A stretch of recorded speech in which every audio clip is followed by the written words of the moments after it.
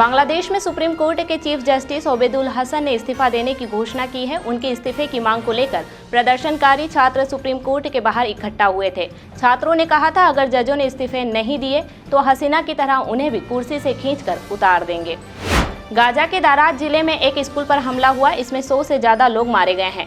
अल जजीरा के मुताबिक मरने वालों में महिलाएं, बच्चे और बुजुर्ग शामिल हैं। इजरायली सेना का दावा है कि अल तबीन स्कूल का इस्तेमाल हमास ऑफिस के तौर पर किया जा रहा था। ब्राजील के साओ पाउलो राज्य के विनेडो शहर में 61 लोगों को ले जा रहा विमान दुर्घटनाग्रस्त हो गया। बीबीसी के मुताबिक सभी यात्रियों की मौत हो गई है। एयरलाइन ओएपास ने पहले कहा था कि विमान में 62 लोग सवार थे। प्रधानमंत्री नरेंद्र मोदी केरल के वायनाड में लैंडस्लाइड प्रभावित इलाकों के दौरे पर हैं। वे सुबह 11 बजे स्पेशल विमान से कन्नूर एयरपोर्ट पहुंचे। कन्नूर से मोदी सुबह 11:15 पर भारतीय वायुसेना के हेलीकॉप्टर से वायनाड गए। उन्होंने रास्ते में लैंडस्लाइड प्रभावित चूरलमाला, मुंडक्कई और पुंचरीमट्टम गांवों का हवाई सर्वेक्षण किया।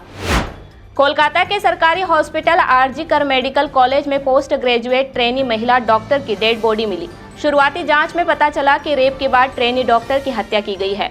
4 पेज की ऑटोप्सी रिपोर्ट के मुताबिक महिला के आंख, मुंह और प्राइवेट पार्ट्स से खून बह रहा था। साथ ही उसके पेट, बाएं पैर, गर्दन, दाहिने हाथ, रिंग फिंगर और होठों पर भी चोटें हैं। राज्यसभा के सभापति और विपक्षी सदस्यों के बीच अनबन 10 अगस्त को टकराव में बदल गई।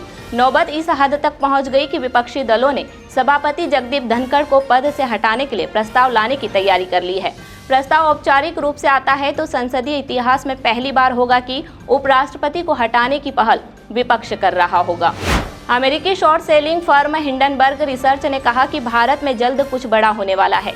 1 साल पहले अडानी ग्रुप पर मनी लॉन्ड्रिंग से लेकर शेयर मैनिपुलेशन तक के आरोप लगाने के बाद अब सोशल मीडिया प्लेटफॉर्म पर हिंडनबर्ग रिसर्च ने यह बात लिखी है।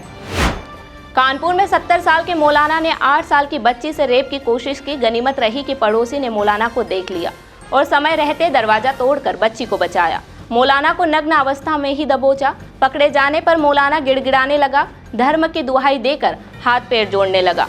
परिजनों को देखते ही बच्ची उनसे लिपटकर रोने लगी। रोते रोते मौलाना की करतूत बताने लगी।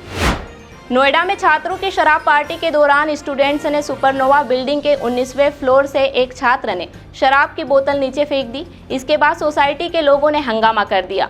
सूचना पर पहुंची पुलिस ने फ्लैट का गेट खुलवाया तो हैरान रह गए।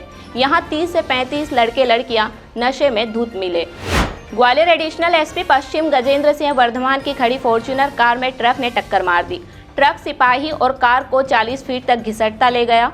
हादसे में सिपाही की मौत हो गई। वहीं एएसपी की पत्नी, बेटा और बेटी घायल हो गए। हादसा उस वक्त हुआ जब सिपाही कार का टायर बदल रहा था।